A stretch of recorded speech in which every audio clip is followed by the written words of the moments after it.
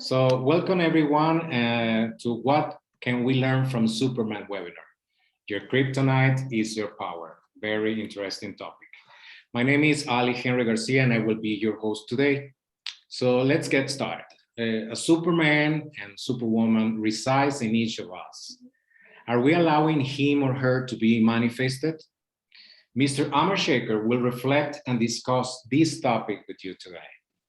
Amr is an inspirational coach with 30 years international experience, holding executive MBA from HEC Paris, and he has helped a number of customers to transform themselves when facing different changes, types, and challenges. His mission is to help people and organizations unleashing full potential to achieve their objectives. Without further introduction, I leave the floor to Mr. Amr Shaker. Amr?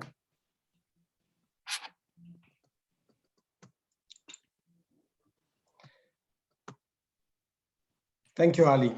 Thank you very much for this introduction, and thank you for everyone who managed to be with us here real time for this new webinar that I have the pleasure to organize with Ali every 3 or 4 months. Today's topic, as Ali mentioned, what can we learn from Superman? And not only about the stories around the superhero, but also the weak part of Superman and how we can relate to it in our daily life, whether socially or professionally. I believe that this is something that we are all reflecting on it consciously or unconsciously. And I wanted to invite you all to spend an hour thinking about how it can be related to yourself. Just a reminder around the key message or the key theme that we are going to address here is that everyone is powerless in the face of something. And it is our choice to do something about it or not.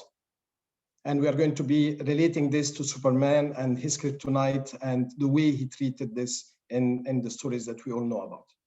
But before going further, I wanted to introduce my special guest, Shirley-Joan Collie. Shirley is not only an expert in people development and leadership training, but also a very good active coach in this field of how to make the best out of each other and ourselves. And this is one of the reasons why I invited Shirley to join me today. Shirley, I give you the floor to introduce yourself, please.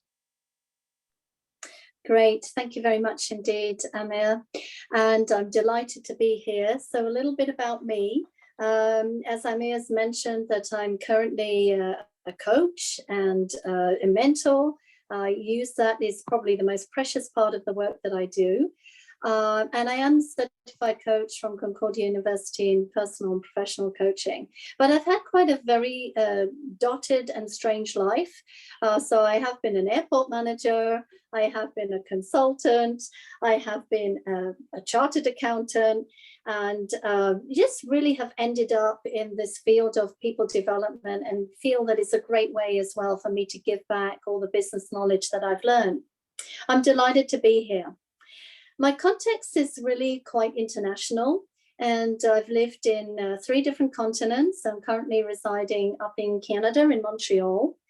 And I would say about me, curiosity is the name of the game. I enjoy writing, so I do also like to enjoy my time with poetry and even writing poetry, children's books, and so on. And I think, part of my business, I've got my business side, but part of my other personal side is I can be a bit of a dreamer and a philosopher. So topics like this are just really, really interesting, and gaining a lot out of even thinking about this webinar, and hopefully everybody around the call will as well. So thank you, Amir. Delighted to be here. Thank you very much, Shirley, for this introduction. Moving on, I just wanted to share the agenda for today. We are going to be talking about the definition of kryptonite. I know that many of us know about it, even the young generation. Some friends have consulted their kids, young kids, if they know what is a kryptonite, and the answer was yes. But we are going to remind ourselves what is it and how it is related to our life. And then we are going to be talking about okay, we know about it, but what can we do about it? And why do we need heroes in our life? And the context about heroes in daily life, in normal life, and not just in comics and in movies.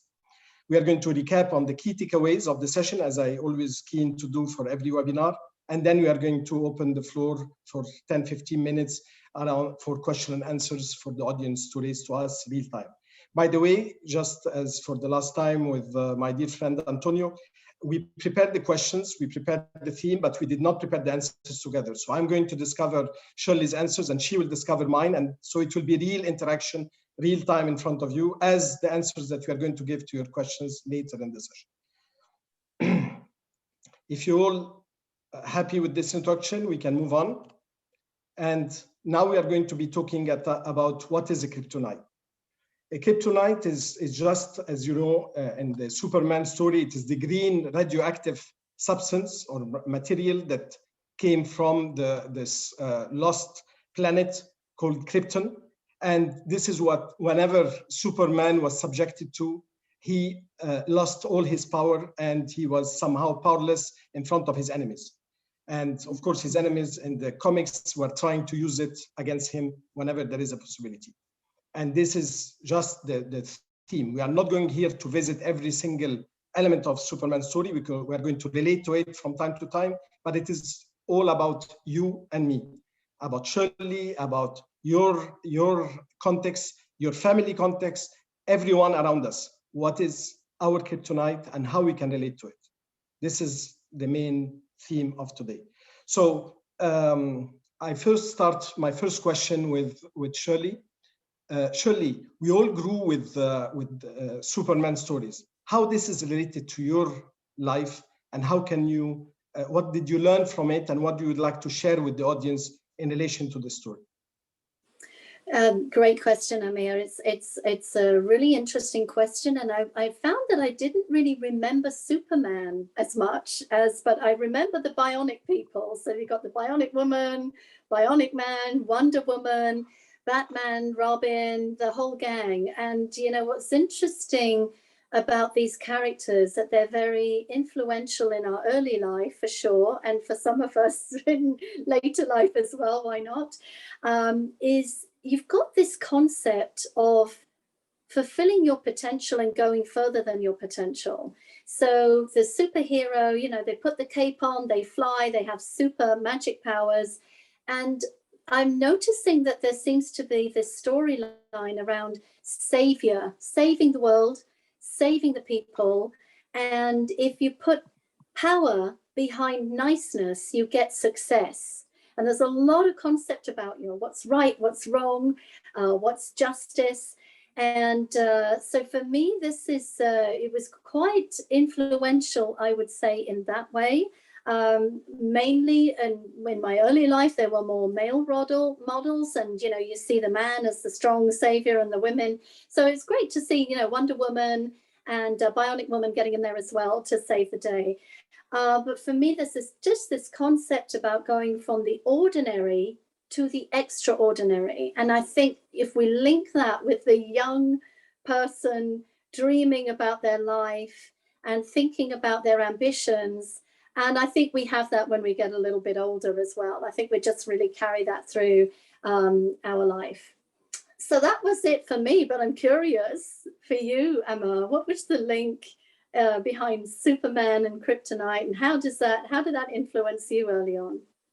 Thank you, Shirley. I would, as I mentioned, we did not prepare the answers. So here, when I thought about the topic and when I suggested to you and suggested to the committee of friends whom I consult before we start those webinars, I thought about myself as an immigrant. I left my original country, Egypt, and I moved to France, to another continent, even if I was in a French school, even if I was traveling into Europe several times, but moving and living in a different continent.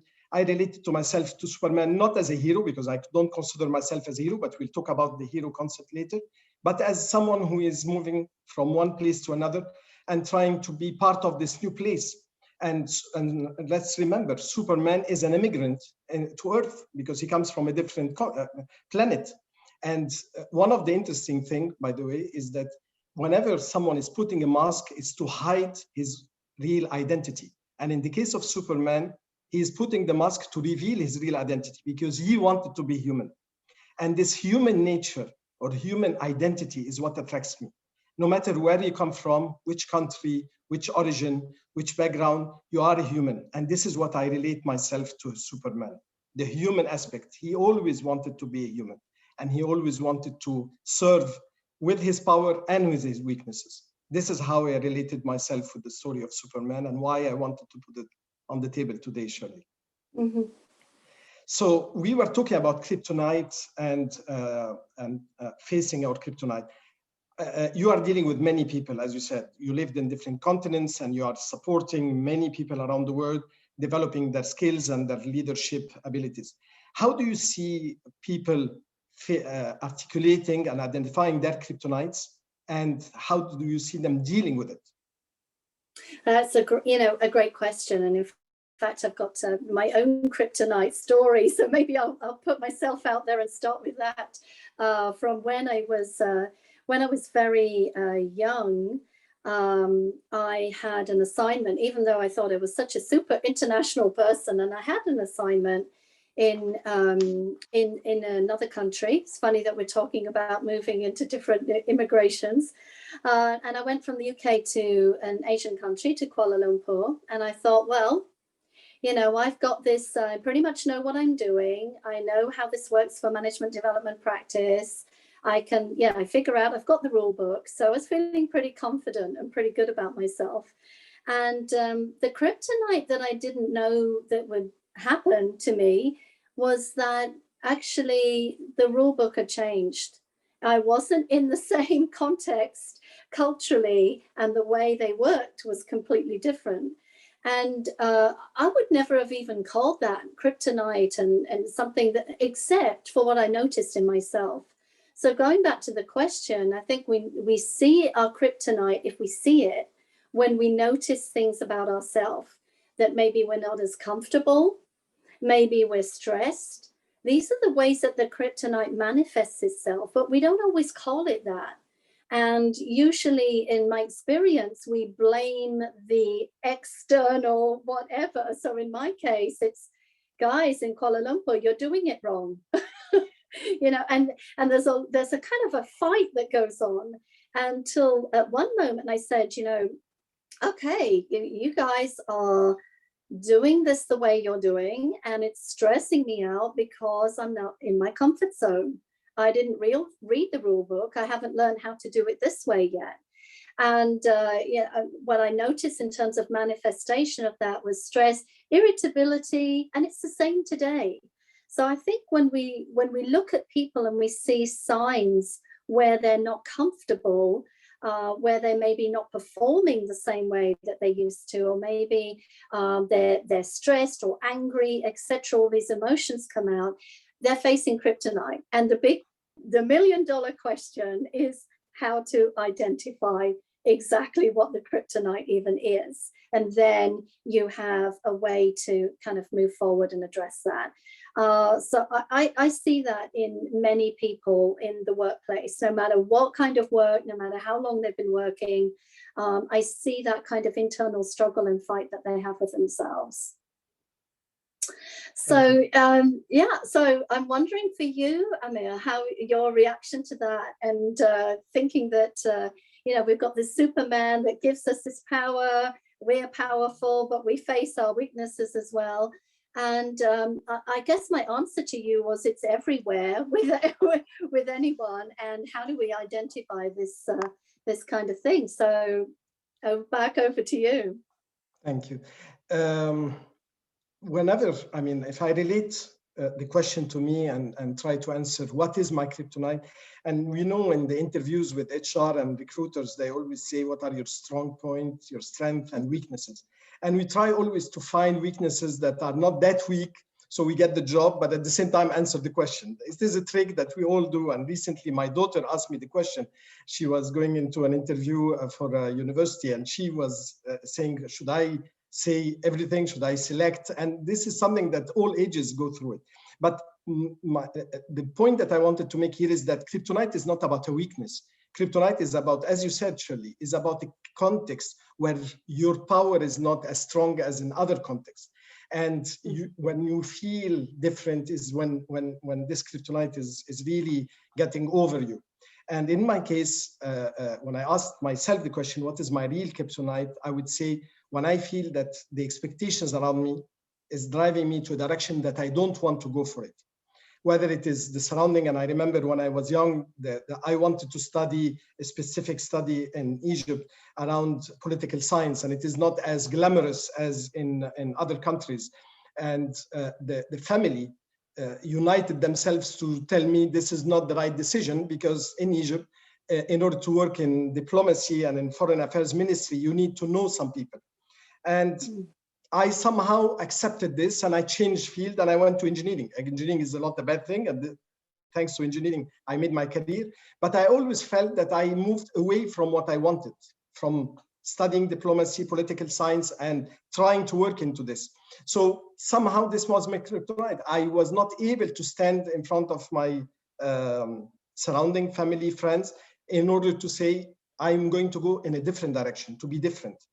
And whenever I feel that I'm in a situation where the direction is going for this against my will, in the past, I used to be a little bit less powerful. And I learned along the years to strengthen this part and face it.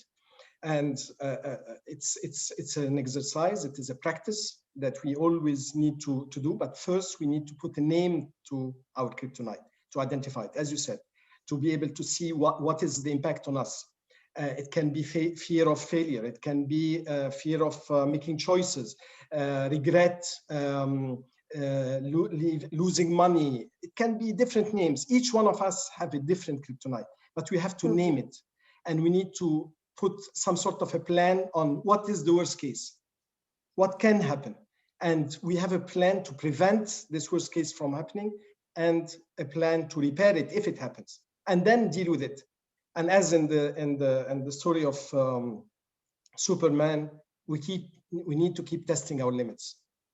We need to keep testing our limits. And this is the message. We need to keep testing our limits. So this is how I apply it to myself, Shirley.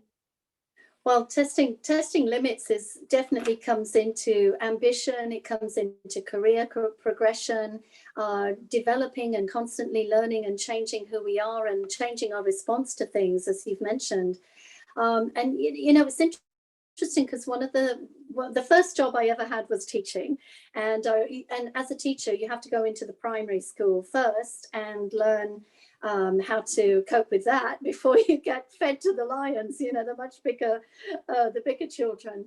And it was interesting. I remember going into a classroom very young, just out of university, and I went in there and I couldn't walk. There were these 5-year-olds and I couldn't walk because as I went into the room, these arms it's almost like Superman has just been caught in this web. I can't get out of it.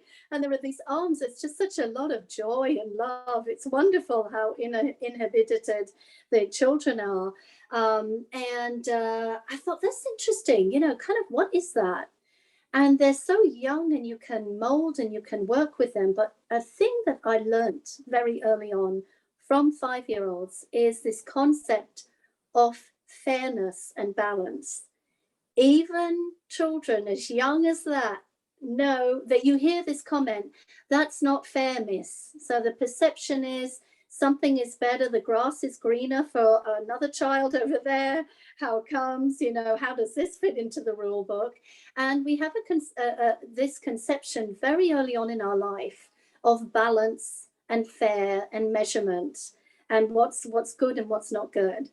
And so I never forgot that lesson. And I can tell you, 5 or 55, same thing. I see people that I'm often coaching, there is often a feeling of imbalance, a feeling of something is not fair, something done to them. And I think from what you were saying as well, Amir, what we're talking about here is how do we bring that to an internal question? So what's not fair? why is it not balancing for me? And the stress that you see, and the lack of performance, or the irritation, or the anger, or all those things that you see are really a symptom of something which is not balanced inside ourselves, and that's kryptonite. And I guess it's the thing, the problem. Superman had it easy, because Superman, the kryptonite is in a planet or on a box or wherever, and for us it's everywhere. It's kind of all, it's called life. Life can be our kryptonite, and we need to think about that, reflect on that internally, and choose our responses, and think about what it is internally in our balance that's off kilter, that makes us feel a certain way and want to respond a certain way. So I know we're getting into the, this kind of sounds a bit philosophical and conceptual and all of that. And I know, Amir, you're going to root us back down to earth with some real tactics and tips that we can address. So what about for you? What are the kind of the tips, the coping skills that you found with your kryptonite scenarios? I will relate to what I said and what you said in a very practical manner. Put a name to your kryptonite, identify it, face it, give space for it. Because if you are so busy dealing with many other things except dealing with your real kryptonite, you are not going to be able to manage it. This is something that it has to have a space. Even if it is annoying, if it is uncomfortable, you need to have a space for it. So this is put a plan, as I mentioned before, a plan to prevent as much as possible and repair when it happens. What is the worst case? Again, sometimes we would say, if it comes to money, the worst case is that I will lose lots of money. Okay, but what is the plan to anticipate that? Again, you need to think about the worst case, not to be having this fear that you cannot deal with it. And I relate again to Superman, when the little boy of Superman, when he was hiding in the school, if you also watched the film Man of Steel, and he said, Mom, the world is big. And she said, break it to small pieces, my dear. And again, I love this sentence, because sometimes our problem is so big that we don't know where to start with.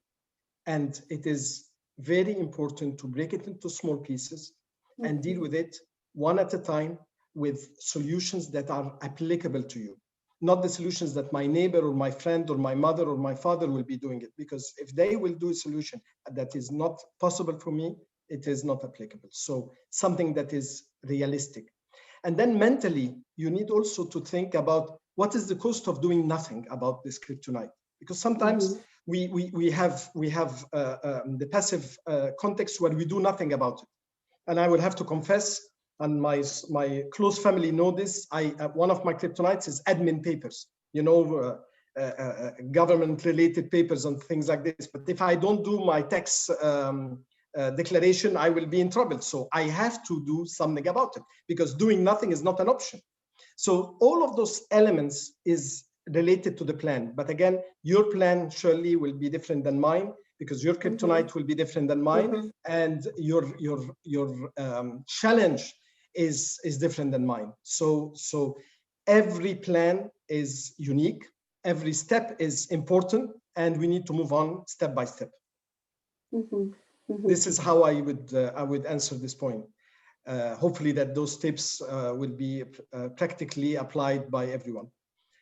Now as the agenda, we mentioned that we are going to talk about heroes. And I would like to listen from you, Shirley, about why do we need heroes in our life, and how we can relate to heroes, if they are imaginary or real. Well, this is a fantastic question, and it really got me thinking when I was thinking about, how do I see this Superman, the super person, as saving the day.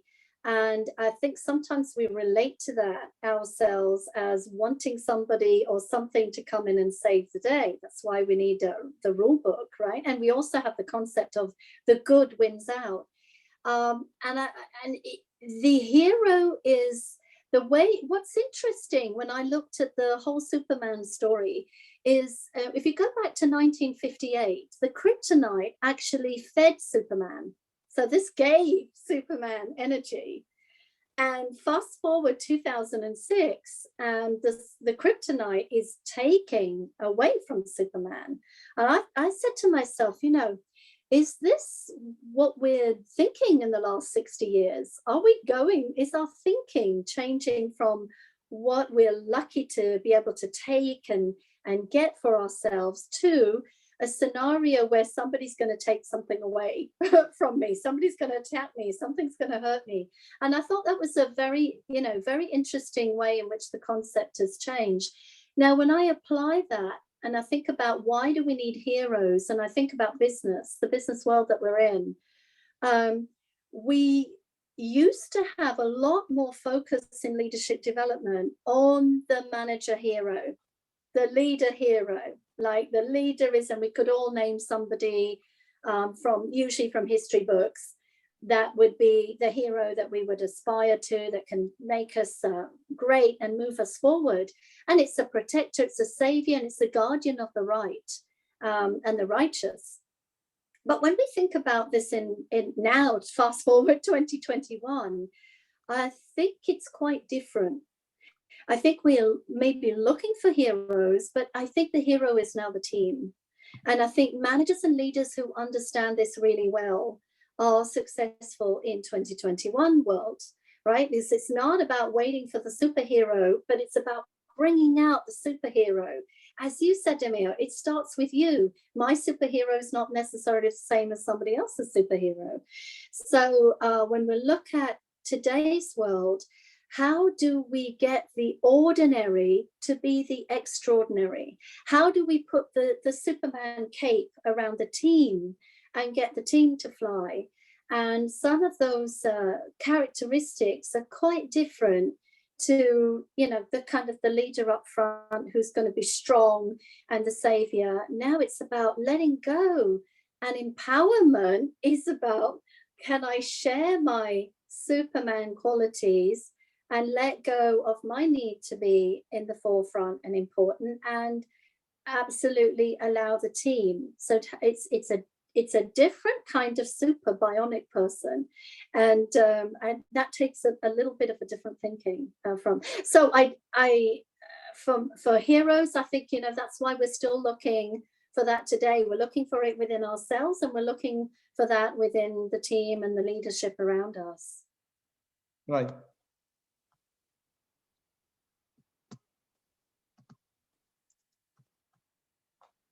Would you like to raise the following question? Yeah, so I mean, you talked about you know, the insights. I think we're getting more into the insights part of it, and the question that we all need to ask ourselves. So you know, what would be your kind of insights to face? And you named a few already, talking about putting a name on it. You know, you talked about, you know, understanding yourself. You know, what would that lead into strengths and weaknesses that we can maybe even identify? I am extracting another quote from the Superman film, Man of Steel, when the father mentioned, Superman father said, what if a child dreamed of becoming something other than what society had intended? What if a child aspired to something greater? Again, it is not about weaknesses. I don't want to bring people's attention that it is only about dealing with our weaknesses. Weaknesses is part of the package. Weaknesses and the kryptonite is part of life, as you said. Life is full of kryptonites and can be itself the kryptonite. But it's all about what are we aspiring to do in life? What are we here to do? In previous webinars, I revisited this point about life purpose and why we are here and what we want to achieve. So again, it's about we have a purpose, we have a name, we have an aspiration drive, and this weakness, this kryptonite is part of the package, in the path, and dealing with it will help us becoming this something great that we want to achieve. And this is all about, you know, this heroic part that we are talking about. We don't need to be heroes on paper, like flying and saving people by taking them out of fire because we have the Superman power. Being a hero, it's about, remember, the S of Superman is about hope. It is not about, it means hope by the writer of the comics. And hope is in that tomorrow I will have better chances. I will achieve my dream. As you mentioned, Shirley, the leaders of today are the ones who are helping others to discover and explore their capabilities. So my hope is that my capabilities will be used. I will be able to put them into practice. I will be able to help others through my capabilities and give room for those capabilities. This is what it's all about. And when you are focusing on this, on your dream, you are able to then to deal with the weakness, with the kryptonite, because you have a purpose to deal with it, and not just because you are facing a fear and you want to stop being afraid from something. This is how I would relate the kryptonite with something bigger. It is not about fear, it is about why we are here on earth and what we want to achieve.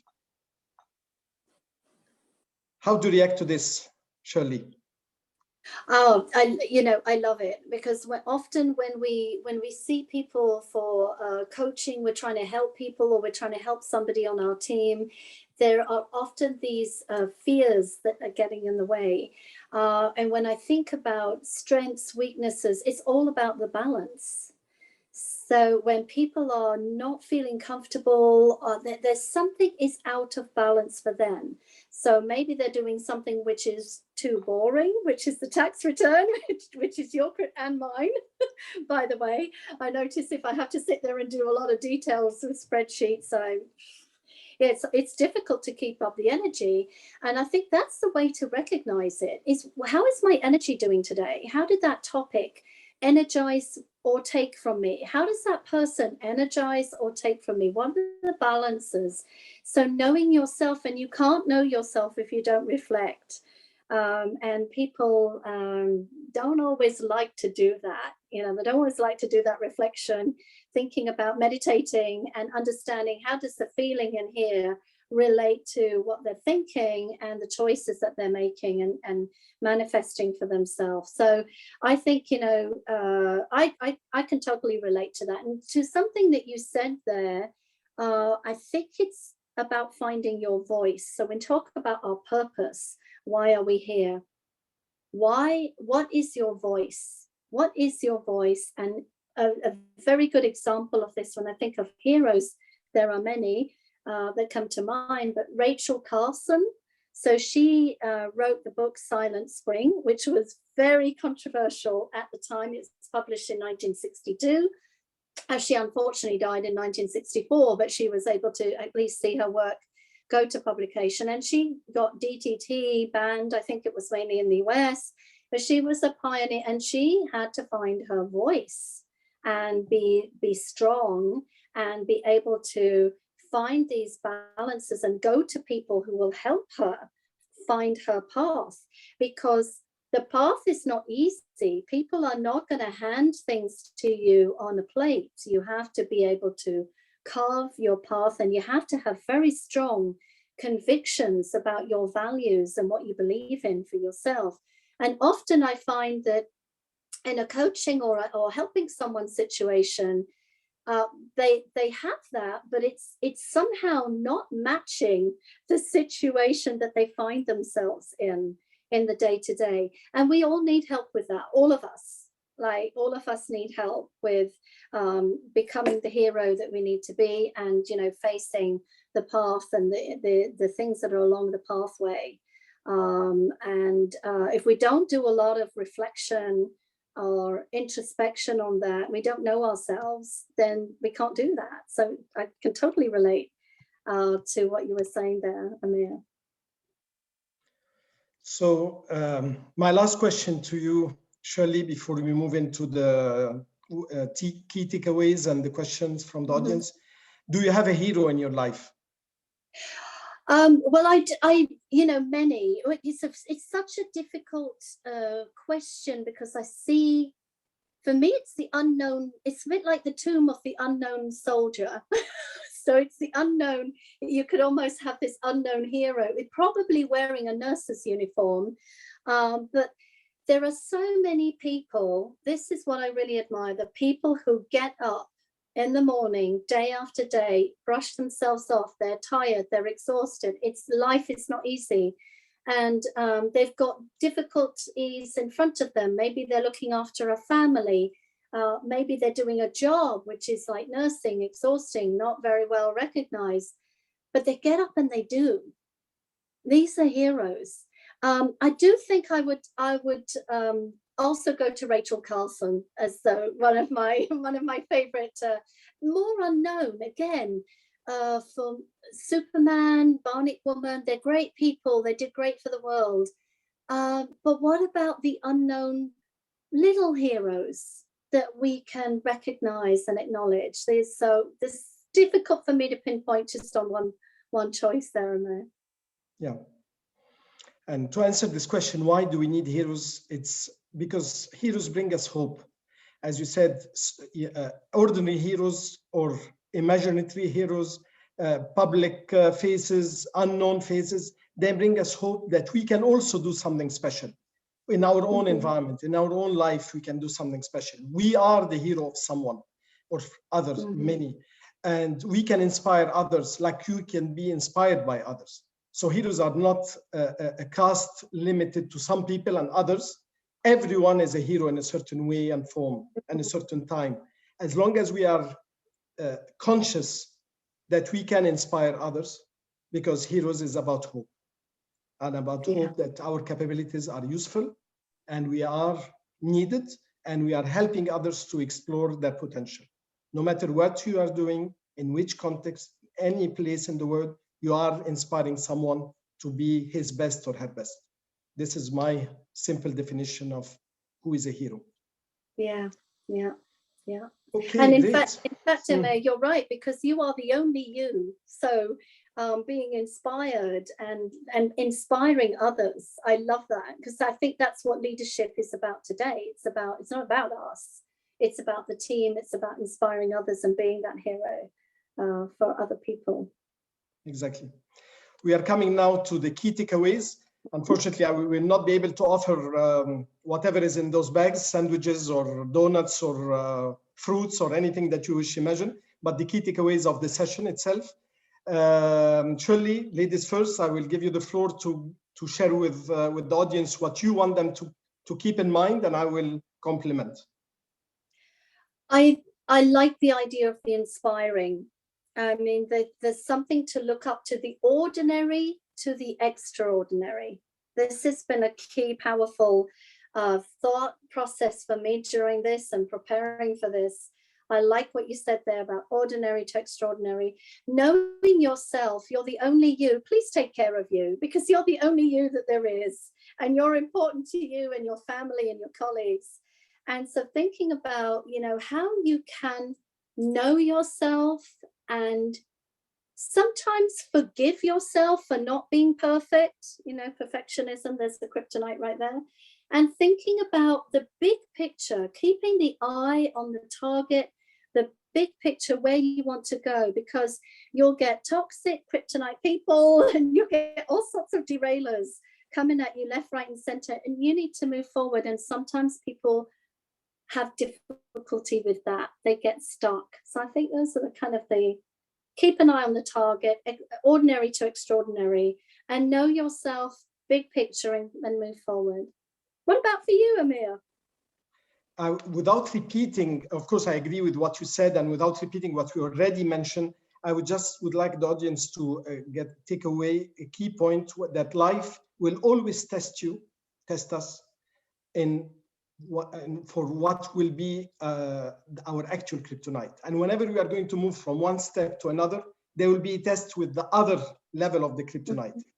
And I keep telling myself, in terms of coaching, I help others to improve themselves. And whenever I'm facing my own kryptonite, I say, come on, you owe to apply your advices to yourself.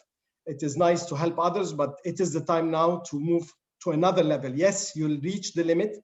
But again, as in the Superman story, I keep testing my limits. So again, the key message is that as long as you are alive, you will have difficulties, you will have challenges, but you will have hopes, you will have dreams. And what is common is that you will need to keep testing your limits. Because once you go to beyond a certain limit, there will be another limit and you will have to test it. And this is where your power will be manifested. And this is where your value will be manifested. This is the key message that I would like the audience to take away and apply it and reflect on it in their own life, hopefully. So thank you very much, Shirley, for being with me in this co-presentation.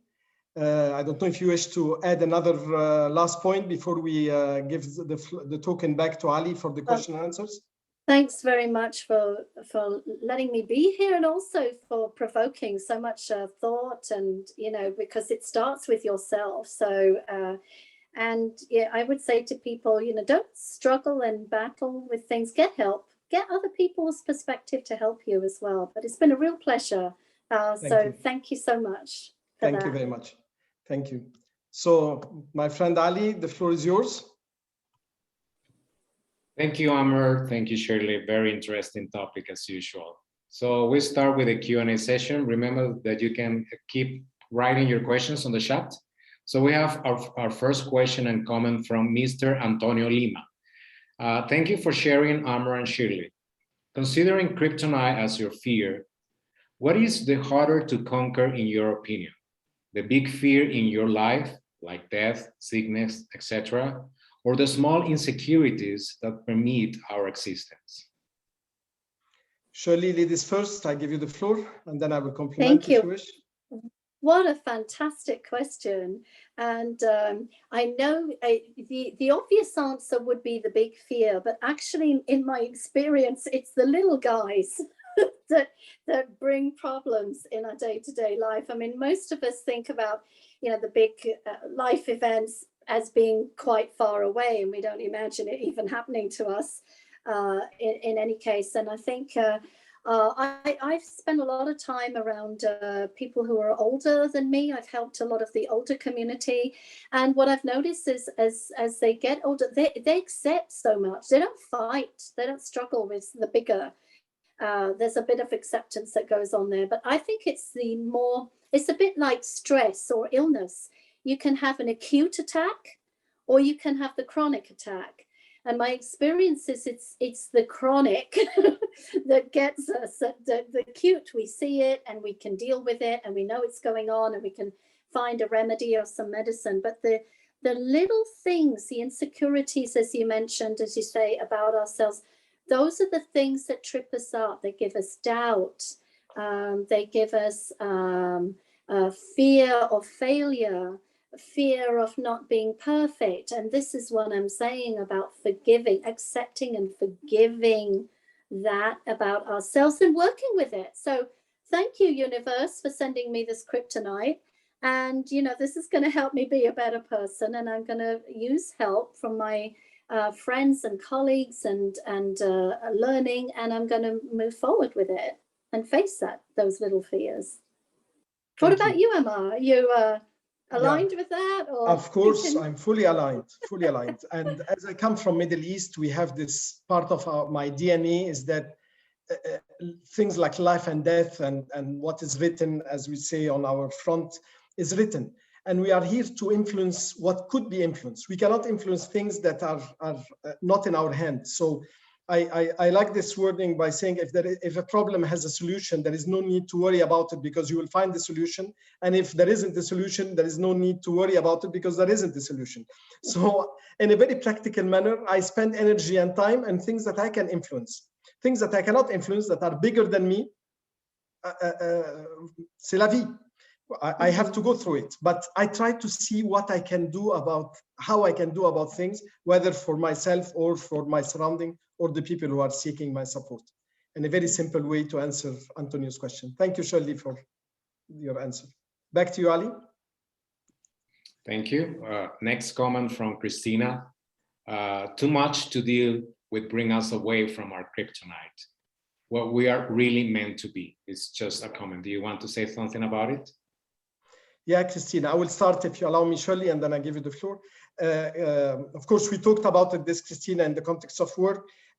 Yes, we are drifted away from why we are here because due to daily life and other kind of challenges that drift us away. But again, we need to remind ourselves, and we need to be surrounded by people who remind us about why we are here. Let's not rely on ourselves only to be self-reminded. We need to be supported by others who tell us, you are not here to deal with those small things. Yes, we need to manage those small things, but they shouldn't occupy all your space, all your mind.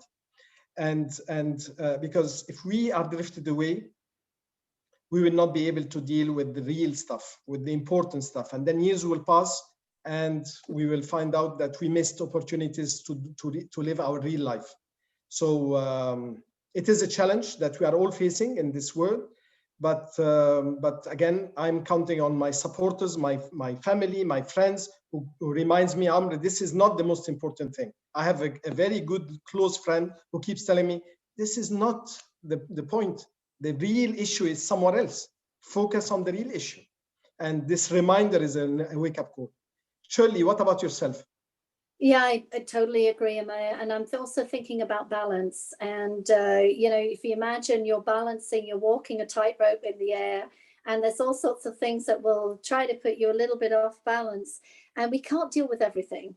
So we need to figure out what are the big ticket items that are going to bring us forward. Let's deal with that. And also, let's not forget our strengths. So Superman can fly. I wish I could. It would save a lot of traffic jams, but there we go. But let's think also about a strength giving us confidence to move forward and address areas that are more of our kryptonite areas. And let's not forget that we have that. We've built a lot of resilience. So resilience, what is it? It's really learning and making different choices, thinking out the choices that work best for us. And I think maybe what can help is doing some more reflection. I don't think we really, if I'm honest, reflect. We can be our own coach. So I don't want to put coaches out of business, of course not, but there is many ways that we can be our own coach, just by finding a quiet place to really connect with ourselves, slow it down and pay attention to what we're feeling and figure out from there, what is the big picture? What is the big ticket item? And I've got this, you know, what are the strengths that I can build on to move myself forward? Thank you. Back to you, Ali. Yes, we have questions coming from Esther Sana Nau. In a recent survey addressing high school students, the question was asked, who is your hero? The answers were in majority Gandhi, Mandela, and Mother Teresa. Their dedication to service, to humanity, to peace and justice, and their humility were emphasized in the answers. For me, or for Esther, nowadays a hero is the person who is driven and has a life purpose to serve the common good for humanity. Whatever tests, fears, and difficulties this person is facing, with resilience and humble posture of learning.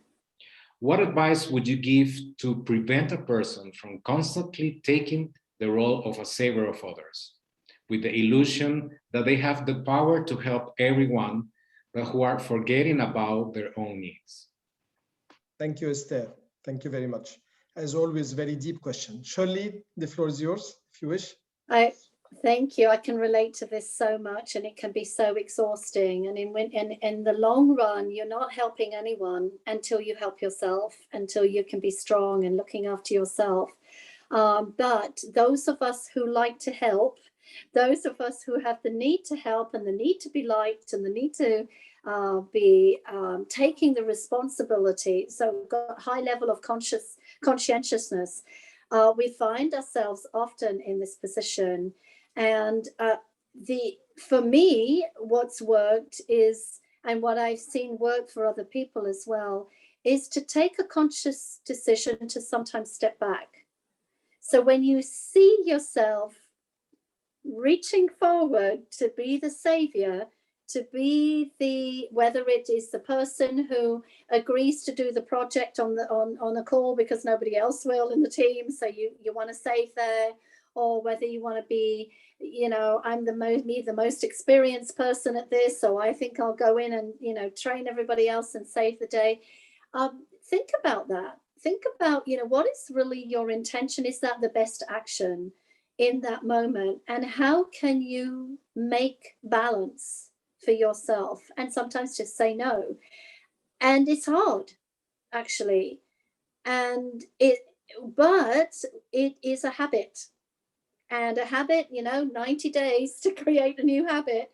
So having like a daily talk or something that you want to focus on, saying no to not being the savior, maybe being in the background and enabling someone else to be the savior or then to save themselves, that's a choice.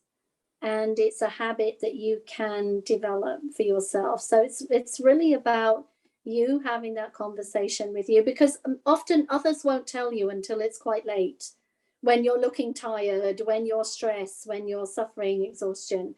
Then they'll tell you, yeah, they could see that. But it's being able to evaluate that for you and make certain choices, difficult ones, but do them and try it out and see. So maybe just play with it, try it out and see what happens. As Amir's saying, what's the worst that can happen? Amir, what are you thinking? Fully agree. And I while you are giving this answer, I was thinking about what the air hostess and the flights are saying. Before you put the masks on children face or others who need your help, put it on yourself first. If you can breathe oxygen, you will not be able to help others. You need oxygen. You need to be in the best place. In my coaching activities, I always offer to have a first session where I explore the needs of the person who needs coaching and my own capabilities and see the alchemy between the two. Maybe I will not bring value. Maybe things will not work out. So it is not, we don't have answers for every situation, for every need. And we have our own capabilities, our own potential, but our own limits as well. And recognizing our limits is part of the exercise that you mentioned, Shirley. So I fully agree with what you said. I just wanted to add those 2 points about the masks and about detaching ourselves from the savior role and finding out if we are going to bring value, let's do it. If you are not bringing value, let's find someone to bring the value. Let's seek help for others as well for yourself. Thank you. Thank you, Esther, for the question. And thank you, Shirley, for the answer. Back to you, Ali. Yes, a comment from Shelley McMarrow. To paraphrase, teach them to fish for themselves. Don't give them a fish to eat. Thank you. Thank you. I fully agree. Although I like fish, so if you give me fish to eat, I will still appreciate it. This is just for the joke, but I fully agree. We need to help people to know how to find solutions and not to be dependent on a coach or on someone in their life to always find the answer. Because as I said, and as mentioned by Shirley several times, the many answers, we have it within ourselves. We need just to take the time to reflect. We need to have to take the time to relate with our experiences, with other people's experiences, with our readings, with what's happening in the world, and try to find a way. And if we can't find it, let's seek help, but let's try to apply this help later on an independent basis and not always seek help every time to wait for the fish. I fully agree with your comment. Shirley, would you like to comment? Trust yourself. Yeah, absolutely. Trust yourself and trust others. So a lot of the reason why we want to be the savior is because we don't trust others to do as good a job, right? If you really think about it, why are we putting that pressure on us? And I need to be there to take my family member to this appointment, or I need to be there to finish a presentation, or I need to review it. It's a matter sometimes of trust as well, and letting go is about empowering others and trusting they will surprise you. So when you put somebody else, could be in your family, in your team, in your life, in a leadership role, and you show that trust and encouragement in them, they will surprise you. And then you'll find out that, yeah, you don't need to be the superhero. It's because we like to be the superhero. We like all the adoration and stuff that comes with that. It's terribly self-fulfilling. But yeah, food for thought. Trust yourself and trust others. Thank you, Shirley. Back to Ali, and I know Ali, you are a Swiss guy living in Mexico. You are very precise in time, but for today, as I think we have many questions and we had a large audience, if you don't mind, and if Shirley doesn't mind, let's extend for a few minutes beyond the time of the hour to get all the questions, if you wish. Yes, of course. We still have 3 more questions, and the audience is invited to stay. Otherwise, this session is recorded, and we invite you to subscribe to Amr Shaker YouTube channel, Inspire Our Life, as well as the social media. So let's move forward with the next question that comes from Natalie. Finding your path is indeed not always easy. Hero storytelling goes through hardship and facing villains before finding his or her truth. Why do we never pick ourselves as our own hero? Shirley, the floor is yours. Isn't that a super question? I think there's just there's 2 answers to that. There's a lot of humility, and I think we underestimate ourselves. I think most people don't understand how good they are and how meaningful they are to others. That's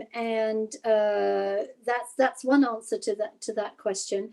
And I think the other answer is because we're looking to the sky and the stars and beyond for something bigger than us, right? So I think there's also something in us. That's what makes us the human being that evolves and creates things and creates bigger things, is that we're looking for something outside ourselves to help us grow and be bigger and be better. I think it's part of human nature. So those are my thoughts. What about you, Amr? It's like, I love metaphors, as you know, Shirley, and many of you know me. The metaphor is that it is like cooking a meal. If you always try to find something that you don't have in your kitchen, you will be always spending your time in the market buying things and not using what you already bought before and you left in the fridge or you left in the cupboard. So you have things that makes you a hero. You are already a hero for someone else. I'm sure everyone is a hero of someone else. So as you say, Natalie, it is odd that we be our own hero as well. We use our own learning, our own experience. But as you said, Shirley, it is something that it is always greener on the other side. Someone will bring us an idea that we don't have. So it is balance. I will use the word that you used it several times, and I love this term, the balance. The balance about how to explore our own capabilities, explore our heroic dimension for ourselves and for others, but at the same time, seek advice, seek help, seek ideas, inspiration from others, and get the best of the both worlds. And this is the right balance.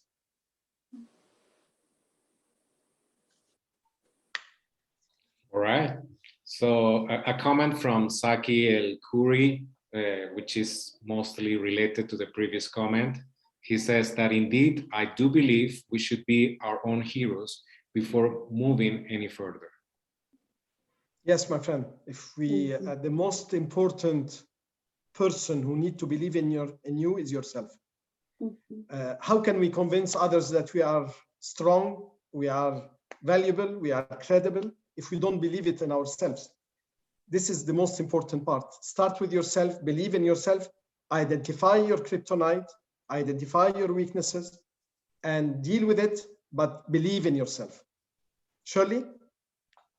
Yeah, absolutely. I mean, I think it's at the end of the day, you know, when we say, when we feel stuck, it's information. When we feel angry, it's information. When we feel stressed, it's information.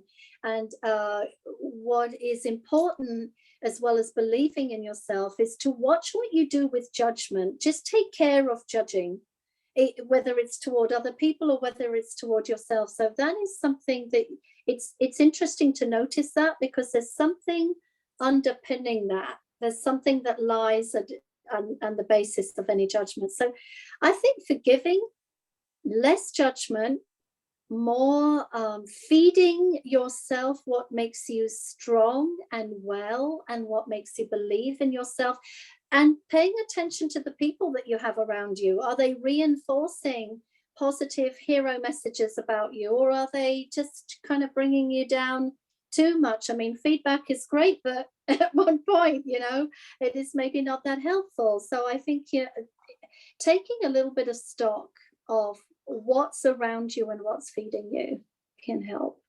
Yeah, thank you. Ali? Yes, and final question from Felipe Stutz. I'm thinking about the idea of testing limits. Sometimes I see people testing limits, but on the wrong direction, making bad decisions. How can we test limits and not be blind and obsessed with our own ideas? I will let Shirley comment first, and then I will conclude. That's a really difficult question. And I think, you know, when we say testing limits and making bad decisions, well, when we test our limits, it's a little bit of a self-fulfilling prophecy that you're going to make some mistakes. Okay, so if I test my limits in terms of strength, I'm probably going to drop something at some point. And that's a little bit about what the testing limits is around. I think people, if they pay attention to risk, then it can help the limit testing become an area of growth rather than an area of failure, because there's failure, there's all sorts of failure, but there's some failure which is going to undermine your self-confidence. It's I test my limits on, I don't know, driving a racing car and I killed myself in the process. That isn't a good test of my limit, right? So I think, you know, thinking about, you know, what is the risk? How can I test this limit in a different way? But I still think we got to take some risks in life, and there will be inevitably some wrong decisions. If I go back to my example of my international assignment, there probably wasn't the biggest success of my life, but it wasn't awful, right? So just, you know, being able, but I still said yes. I still said, yeah, let me go for that.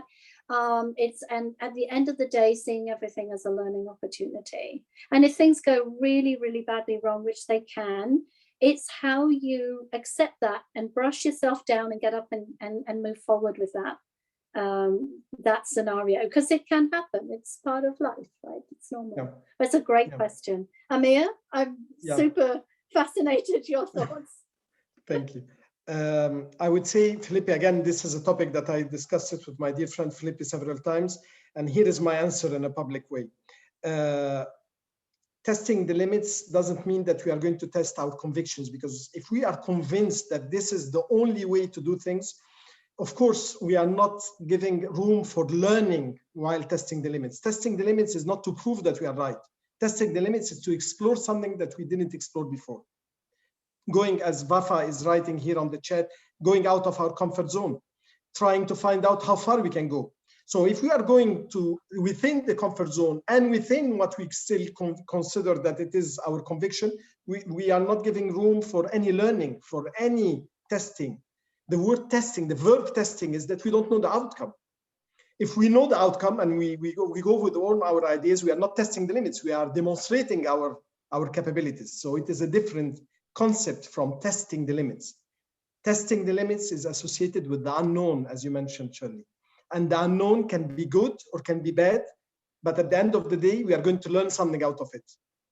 And again, every webinar, I keep emphasizing on this point, the life journey is about learning, and it is not about proving that we are right or good or wrong. It is about learning. Enjoy the learning, and testing the limits is part of the equation of learning. Thank you very much. Thank you. Ali? Yeah, and I think that was the last question. Oh, we have another one from Felipe. Awesome session, guys. Congratulations. Thank you. That was a great moment. Take good care of yourselves. So that's the end of the session. Thank you very much for attending. Remember that the session will be published the next couple of days in the YouTube channel, Inspiring Our Life. And don't forget also to follow Amr Shaker social media on Instagram and Facebook. Thank you, Ali. The main name is Inspiring Our Life on Instagram and Facebook. It is not Amr Shaker, it is Inspiring Our Life. That you can, if you are not following it already, you can look for it. Same name for YouTube. So thank you very much, Ali, and special thanks to Shirley for accepting to be with me today in this webinar, sharing the discussion, sharing ideas. And again, it is not a training, it is just sharing piece of our minds, hoping that you can reflect on it in your own life. Thank you very much, and looking forward to see you all in 3 months for the coming webinar in 2022.